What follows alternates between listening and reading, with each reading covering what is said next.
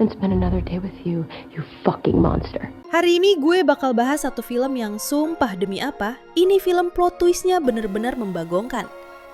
Oke guys, bayangin lo baru keluar dari penjara, hidup lo luntang-lantung di mobil, duit abis. Tiba-tiba dapat kerjaan jadi pembantu di rumah orang kaya raya yang gajinya gede banget. Tapi syaratnya lo harus tinggal di kamar loteng yang pintunya cuma bisa dikunci dari luar. Iya, dari luar. Lo bayangin, itu kamar apa penjara? Tapi karena butuh duit, karakter utama kita gas terus. Dan ternyata keluarga yang dia layani ini isinya orang gila semua. Ada istri yang moodnya kayak roller coaster, suami yang terlalu sempurna buat jadi nyata, dan anak kecil yang creepy abis. Kita bakal lihat gimana si pembantu ini terjebak di antara permainan manipulasi yang sakit jiwa banget. Penasaran kan? Yuk langsung aja kita masuk ke alur ceritanya. Cerita dimulai dengan karakter utama kita, Millie Calloway. Mbak Millie ini lagi di titik terendah hidupnya guys. Dia tinggal di mobil, tidur di pinggir jalan, makan juga seadanya. Dia habis melamar kerja di rumah keluarga Winchester yang super megah di Long Island. Jujur Li, Millie ini nekat abis. Dia ngasih resume tebal banget, isinya pengalaman kerja dan gelar sarjana. Padahal aslinya, zong, itu semua bohong. Millie ini sebenarnya mantan napi yang baru bebas setelah 10 tahun di penjara.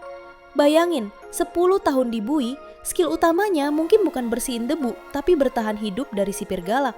Oh yeah, no, of course, yes. Oh God, okay. I miss being near. Pas lagi tidur di mobil dan digedor polisi karena parkir sembarangan, tiba-tiba HP bututnya bunyi. Itu dari Nina Winchester, nyonya rumah yang tadi dia interview. Nina bilang Millie diterima kerja. Wih, Millie senengnya bukan main, kayak dapat giveaway iPhone 15 Pro Max. Nina nyuruh Millie datang hari itu juga. Millie langsung gaspol ke rumah Winchester. Sampai di sana, Millie sempat bingung masuknya gimana karena pagar digembok. Tiba-tiba muncul cowok misterius, namanya Enzo. Ini tukang kebun yang vibes-nya dark banget, ngeliatin Millie kayak Millie mau maling mangga. Terus Nina keluar sambil teriak-teriak heboh nyambut Millie. Nina ini tipikal ibu-ibu sosialita yang ramah banget tapi agak lebay. Dia bilang dia lupa buka gerbang, terus langsung ngajak Millie masuk. Di dalam rumah Nina ngasih tour, rumahnya gila sih, bagus banget. Nina bilang suaminya, Andrew, yang desain interiornya, padahal kerjaan aslinya di bidang tech. Andrew ini digambarkan sebagai suami idaman, ganteng, kaya, pinter. Nina nunjukin tangga spiral yang curam banget dan bilang, Andrew bilang suatu hari gue bakal mati gara-gara tangga ini. Hello, bercandanya gelap banget ya bun, red flag nomor 1 nih. Terus Millie dikasih lihat kamarnya. Lokasinya di loteng, kecil, dan pintunya ada grendel besi di luar. Nina bilang itu bekas gudang file Andrew. Millie sempet nanya, loh kok kuncinya di luar? Nina cuma ketawa ketiwi, bilang, ya ampun creepy banget ya kita, nanti diberesin deh. Sumpah, kalau gue jadi Millie, gue udah kabur detik itu juga. Tapi ya namanya butuh duit, Millie iya-iya aja. What do you think? It's perfect. Okay, good. Lanjut, Millie kenalan sama Cece, anaknya Nina yang umurnya 7 tahun. Cece ini dingin banget guys, kayak anak kecil di film horor yang tatapannya kosong. Pas Millie nyoba ramah, Cece malah sinis. Malamnya, Millie ketemu sama Andrew Winchester. Wah, Andrew ini benar-benar definisi green flag di awal. Dia sopan, dia minta maaf kalau istrinya agak aneh. Dia bahkan muji masakan Millie. Millie masak chicken piccata dan Andrew bilang enak banget. Padahal Nina bilang Andrew bakal pura-pura suka doang. Di sini Millie mulai ngerasa nyaman, apalagi Andrew gantengnya nggak ngotak. Tapi drama dimulai besok paginya. Nina tiba-tiba ngamuk. Dia nuduh Millie ngebuang catatan pidato PTA punya dia. Nina teriak-teriak histeris, bener-bener tantrum kayak anak kecil. Andrew datang dan nenangin Nina kayak lagi ngehandle pasien rumah sakit jiwa. Andrew minta maaf ke Millie dan bilang, sorry ya, Nina emang lagi emosional banget belakangan ini. Millie jadi kasihan sama Andrew. Siapa sih yang gak kasihan lihat cowok ganteng, kaya, sabar, tapi istrinya kayak mak lampir? I wouldn't say anything, Andrew. Get out. Hari-hari berikutnya makin aneh. Nina sering banget mood swing. Kadang baik banget ngasih baju bekas dia yang mahal-mahal, kadang sinis parah. Ada satu momen, Millie minta izin libur sebentar buat ketemu petugas pembebasan bersyaratnya. Tapi dia bilangnya mau ketemu temen. Nina malah ngelarang dan bikin Millie panik. Untungnya Andrew yang superhero ini ngebolehin Millie pergi. Andrew bahkan ngajak Cece main layangan biar Millie bisa libur. Oh, sweet banget kan? Eits, tunggu dulu, jangan baper dulu. Millie ketemu temennya Pam. Pam ngingetin Millie, lo jangan macem-macem, lo masih bebas bersyarat. Kalau lo kehilangan kerjaan atau tempat tinggal, lo bakal balik ke penjara. Ini pressure banget buat Millie. Dia harus pertahanin kerjaan ini mati-matian. You'll need both, or you'll be back at Bedford serving the 5 years left on your sentence. Pas Millie jemput Cece di tempat les balet, ada kejadian awkward lagi. Ternyata Nina udah atur Cece nginep di rumah temennya, tapi Nina lupa ngasih tahu Millie. Di sana, Millie denger gosip dari ibu-ibu lain. Katanya, Nina itu gila. Dulu Nina pernah nyoba nenggelemin Cece di bak mandi pas bayi, terus nyoba bunuh diri nelen pil. Katanya Andrew yang nyelamatin mereka. Gila gak tuh? Millie makin yakin kalau Nina ini toksik dan Andrew adalah korban. Malam ya, karena Millie sering insomnia, dia turun ke ruang bawah tanah, tempat Andrew punya man cave atau ruang santai cowok. Di sana mereka mulai deep talk.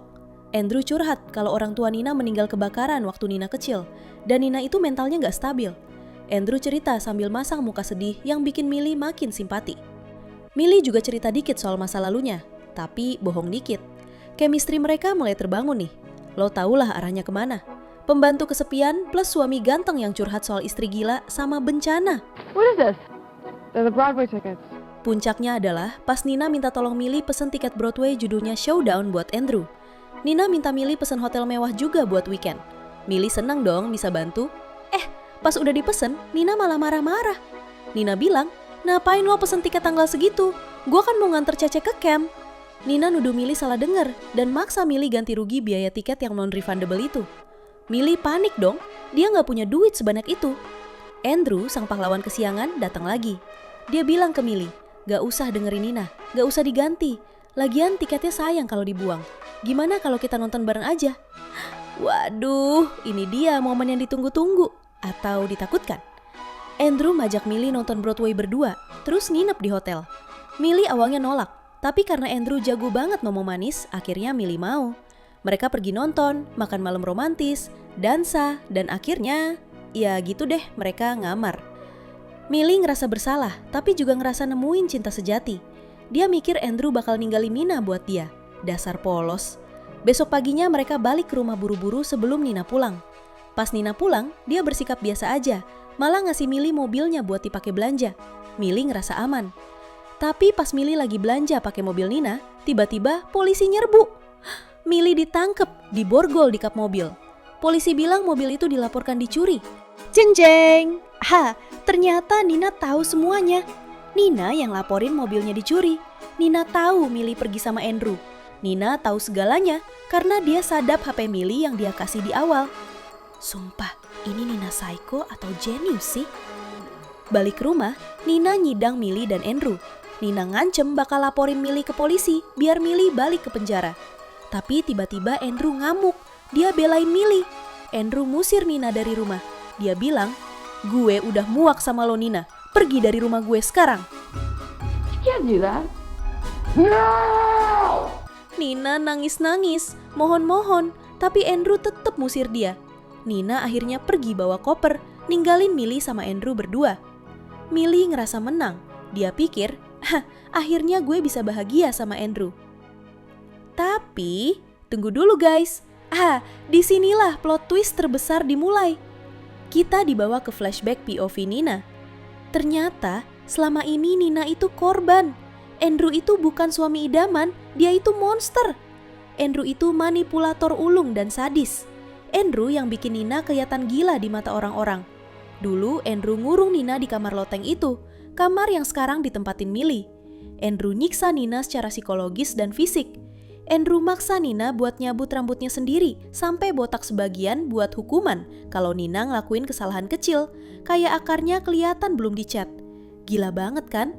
Andrew juga yang nyebarin rumor kalau Nina mau nenggelemin Cece, padahal itu nggak pernah kejadian. Andrew ngasih obat-obatan biar Nina teler dan kelihatan nggak stabil. Nina sebenarnya pinter banget. Dia sadar dia nggak bisa kabur gitu aja karena Andrew punya kuasa dan duit. Plus semua orang percaya Andrew itu orang baik. Jadi Nina nyusun rencana, dia butuh pengganti. Dia butuh tumbal. Dan tumbal itu adalah Millie. Nina sengaja milih Millie karena Millie punya masa lalu kriminal, nggak punya keluarga dan gampang dimanipulasi. Nina sengaja mancing Millie biar selingkuh sama Andrew. Kenapa? Biar Millie bisa gantiin posisi Nina jadi objek siksaan Andrew, sementara Nina bisa kabur sama Cece. Sumpah, ini Nina antara jahat atau jenius banget strategi survivalnya. Enzo, si tukang kebun, ternyata sekutunya Nina.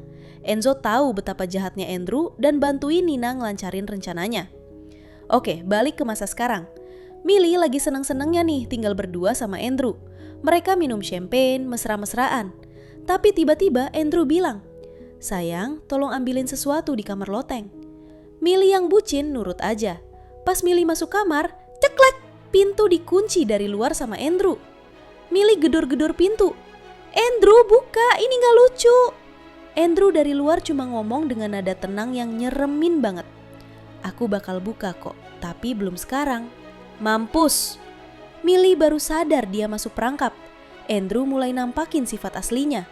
Dia mulai ngasih aturan-aturan gila ke Millie. Andrew marah karena Millie mecahin piring antik peninggalan ibunya. Hukumannya apa? Andrew nyuruh Millie ngukir 21 garis di perutnya sendiri pakai pecahan piring itu. 1 garis buat setiap pecahan.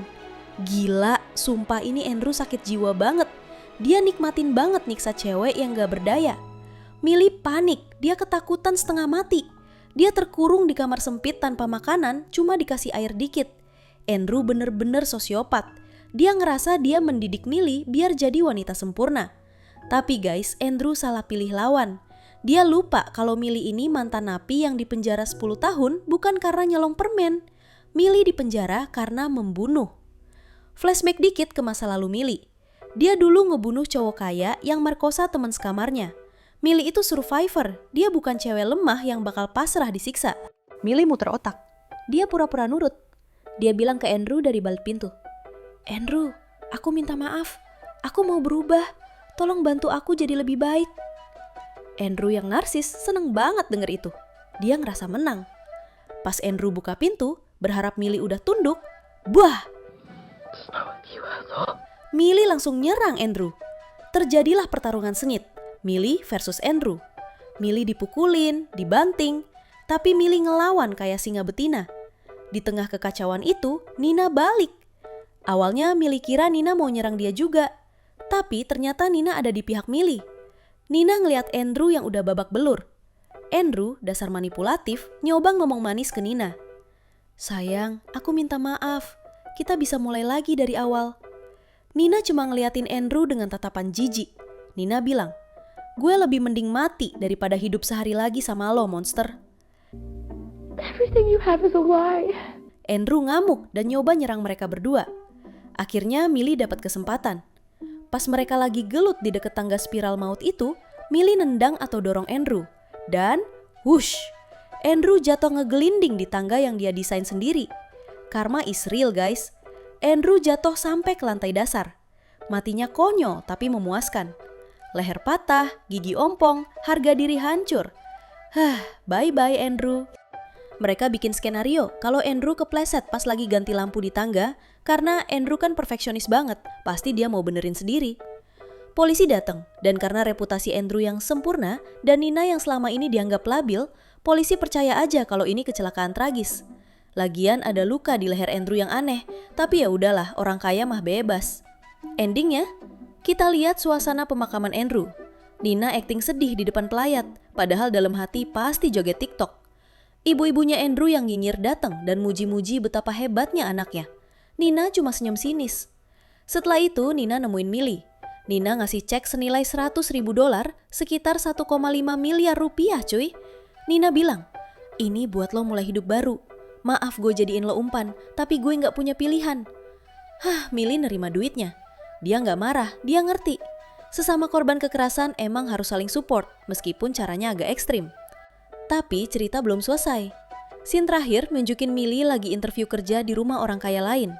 Nyonya rumah baru ini nanya, "Kamu punya pengalaman?" Millie senyum misterius dan bilang, Oh, saya punya pengalaman yang sangat berkesan sama keluarga Winchester. Dalam hatinya mungkin bilang, oke, target selanjutnya. Gila nggak tuh guys? Jadi intinya, si Andrew yang kelihatan sempurna ternyata iblis. Nina yang dikira gila ternyata jenius strategi. Dan Millie yang dikira bakal jadi korban, malah jadi Grim Reaper buat para suami toksik. Menurut gue sih, film ini ngajarin kita satu hal penting. Jangan percaya sama cover. Yang luarnya glowing belum tentu dalamnya nggak busuk. Dan jangan macem-macem sama cewek yang udah nggak punya rasa takut. Gimana menurut kalian? Andrew pantas gak matinya gitu doang? Atau kurang sadis? Terus menurut kalian, si Millie ini bakal jadi serial killer spesialis suami KDRT nggak sih? Coba komen di bawah ya. Jangan lupa like, subscribe, dan nyalain loncengnya. Share video ini ke bestie kalian yang lagi deket sama cowok red flag biar mereka sadar. Thanks for watching and see you in the next video. Bye!